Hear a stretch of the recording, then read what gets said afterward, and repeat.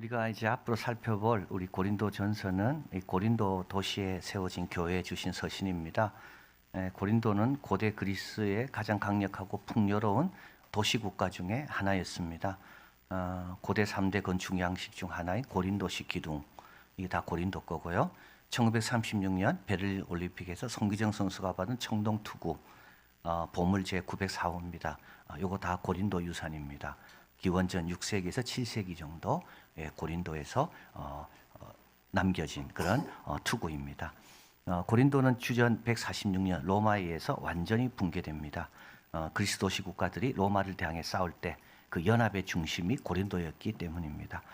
로마는 고린도를 100년 동안 그냥 폐허된 채로 버려두었습니다. 그러다가 이 고린도가 갖고 있는 두 항구, 그 항구의 어떤 전략적 중요성으로 인해 고린도를 다시 세우게 됩니다. 그리고 고린도는 번성하게 되고요. 그래서 100년 동안 폐허된 곳에 다시 시작된 신흥 도시이기 때문에 고린도에는 귀족도 없고 전통도 없고 상업과 우상으로 번창한 아주 거친 도시다. 토배기가 없는 곳인 거죠. 뜨내기들이 와서 물질과 우상과 성적인 것과 이 모든 것들이 다 함께 모여 있는 아주 거친 도시. 그게 고린도입니다. 이렇게 고린도가 이제 시작된다고 나서 90년쯤 됐을 때 사도 바울이 고린도에 도착하고 이때 브리스길라와 아굴라를 만나고 또 하나님께서 이 성에 내 백성이 많으니 잠잠하지 말고 외쳐라. 그래서 사도 바울을 열심히 외치고 1년 6개월 만에 놀라운 열매를 많이 맺게 됩니다. 그래서 오늘 본문에 보면 소스테네가 나오잖아요. 이 소스테네는 유대인이지만 고린도에 와 있는 그래서 회당장이었습니다. 회당이라는 것은 유대인들의 공동체거든요. 회당장이었는데 복음을 듣고 이제 예수님께 돌아오게 되고 그리고 나서 사도 바울이 위기에 처했을 때 사도 바울 대신 매를 맞은 사람이 이 소스테네입니다. 근데 여러분, 복음을 위해서 수고한 자는 떠나지 않습니다. 참 이게 놀라운 역설인 거죠. 예수 믿는 것 때문에 내가 이렇게 고난 당했다 떠날 것 같죠. 거꾸로입니다. 오히려 고난 안 당하는 사람이 떠납니다. 십자가 안 져본 사람이 떠납니다.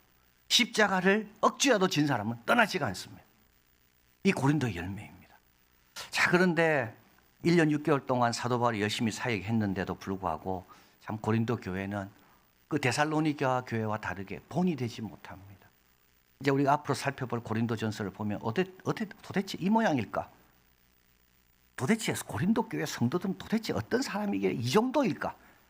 정말 그런 게 생각날 정도로 속물적입니다. 파벌로 가득 차 있습니다. 동료 그리스도인들 법정으로 끌고 갑니다. 성령의 은사에 대해서는 대단히 예민하지만 진리에는 관심이 없습니다. 사랑은 전혀 없습니다. 여러분, 사랑장이 고린도전서 13장에 있잖아요. 왜 있겠습니까? 워낙 사랑을 안 하니까 사랑장이 있는 거예요.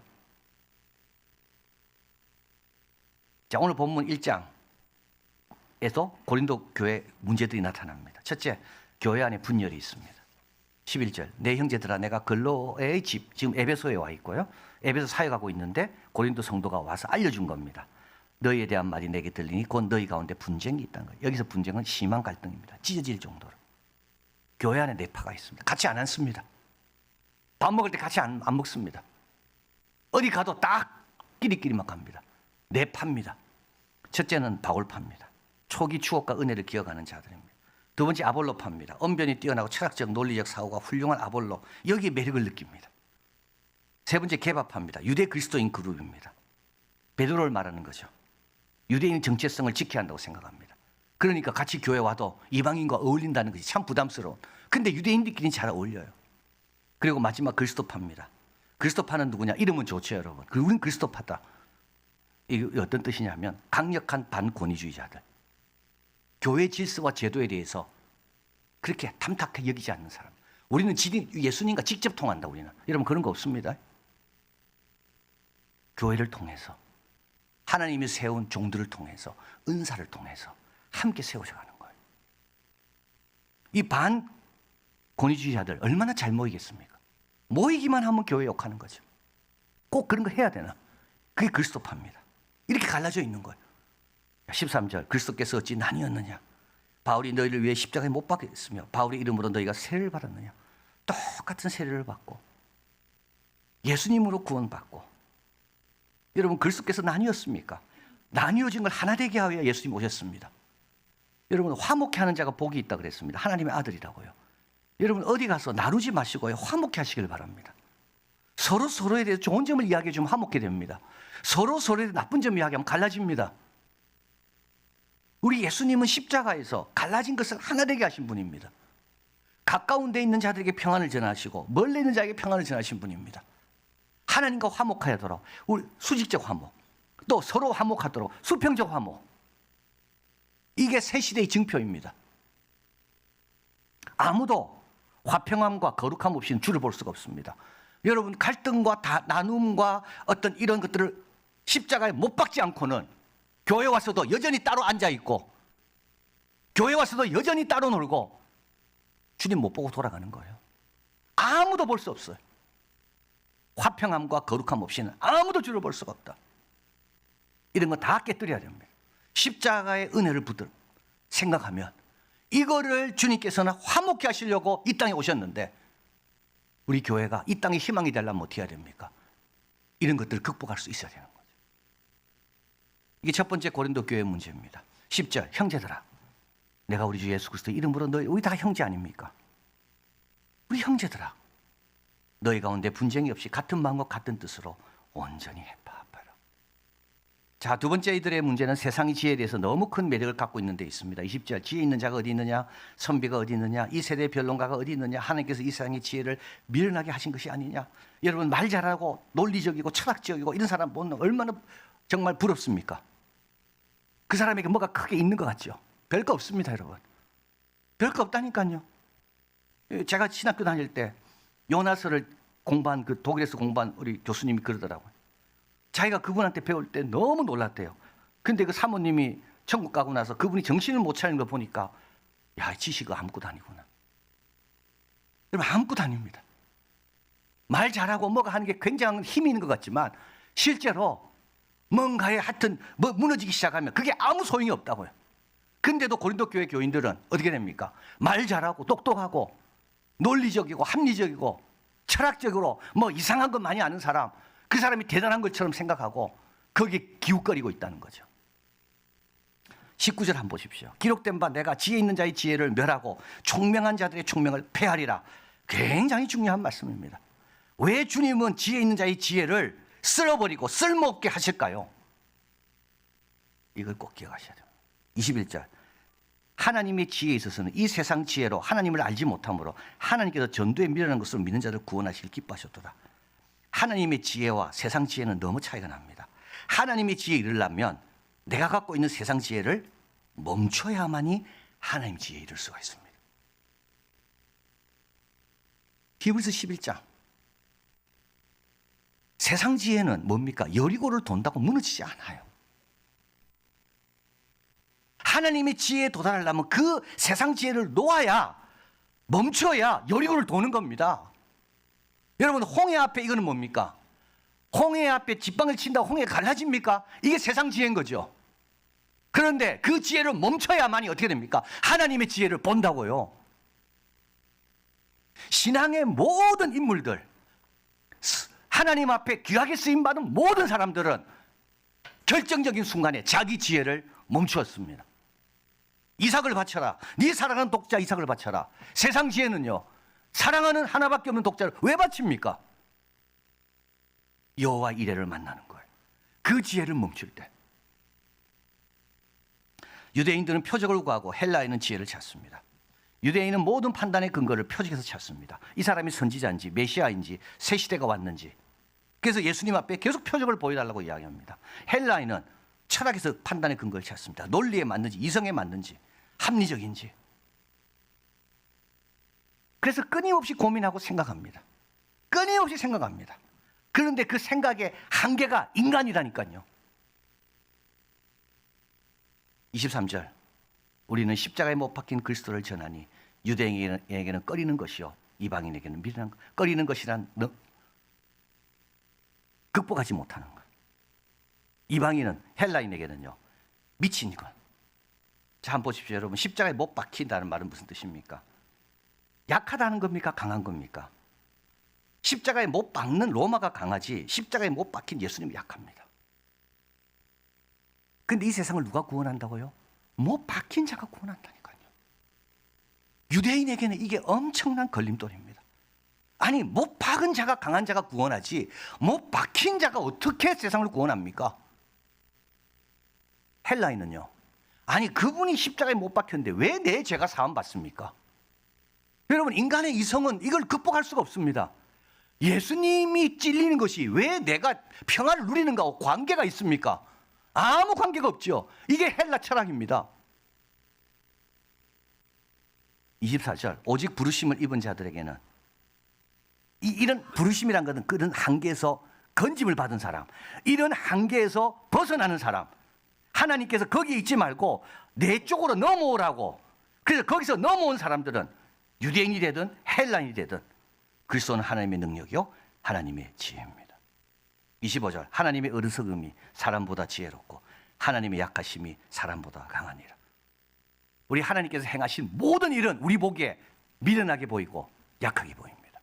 참아라, 기도해라, 예배드려라, 얼마나 약합니까? 돈 벌어라, 운동해라, 힘을 내라, 얼마나 강합니까? 그런데요, 그게 우리의 약함보다 강하고 우리의 미련함보다 지혜롭다고요.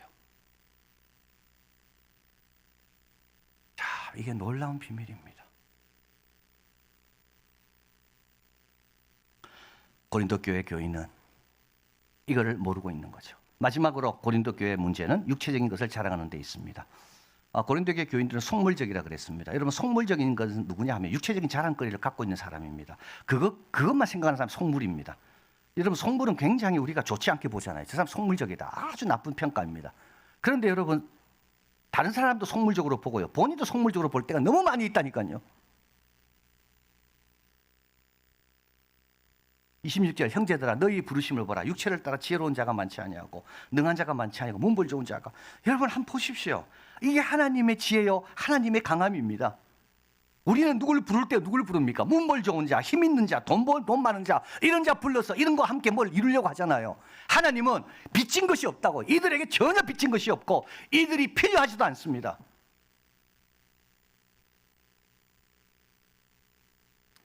(27, 28절) 하나님께서 세상에 미련한 것을 택하사 지혜 있는 자를 부끄럽게 하십니다. 세상에 약한 것을 택하사 강한 자를 부끄럽게 하십니다. 세상에 천한 것들과 멸시받는 것과 없는 것을 택하사 있는 것을 폐하려 하십니다.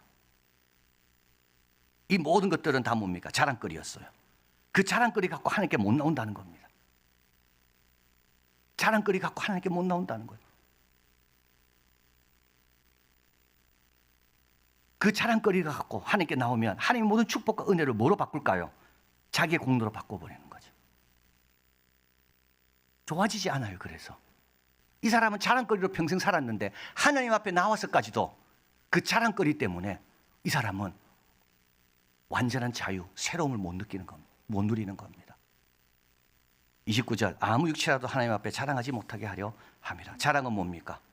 여러분, 뭘 자랑하고 있습니까? 지금 그 자랑 때문에 뭐가 행복합니까? 왜 그렇습니까? 잘 생각해 보십시오. 자랑은 다른 게 아닙니다. 내가 의지하고 바라는 겁니다.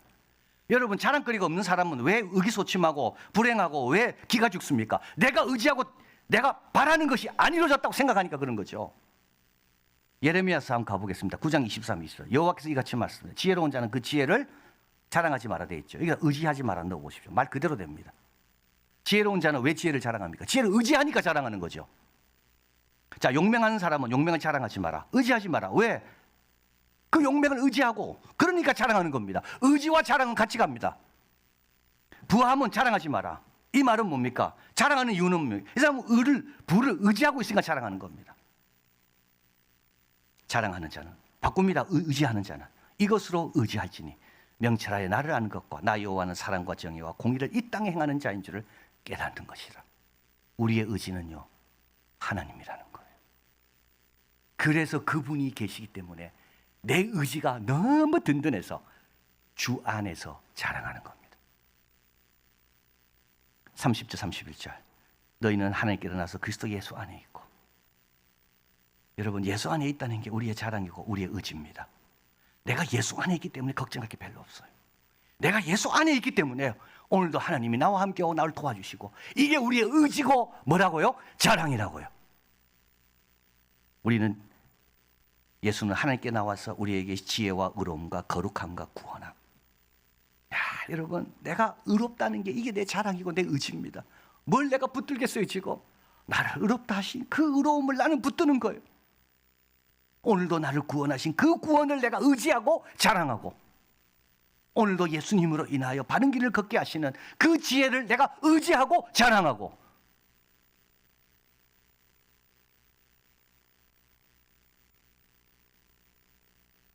자랑하는 자는 주 안에서 자랑해라.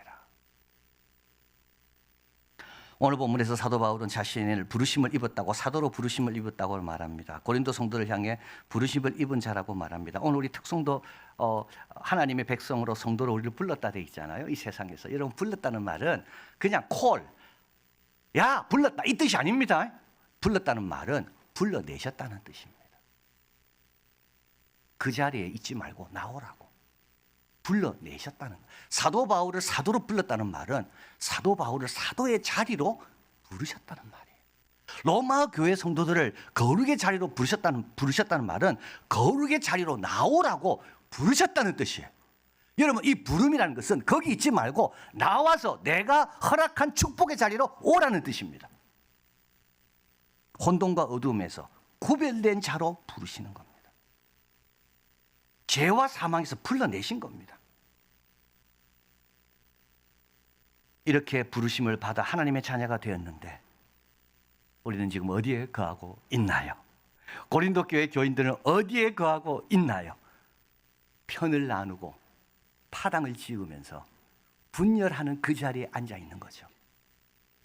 철학적이고 현학적인 것에 빠져가지고 하나님의 놀라운 지혜의 원리에 대해서는 등한히 여기며 그 자리에 앉아 있는 거죠. 그리고요, 속물적인 생각으로 가득 차서 의와 구원과 지혜와 거룩함이 내가 진짜 붙들 거라는 것을 모르고 있는 거죠. 거기서 나오라는 거예요. 나오라고요. 여러분, 나오시길 바랍니다.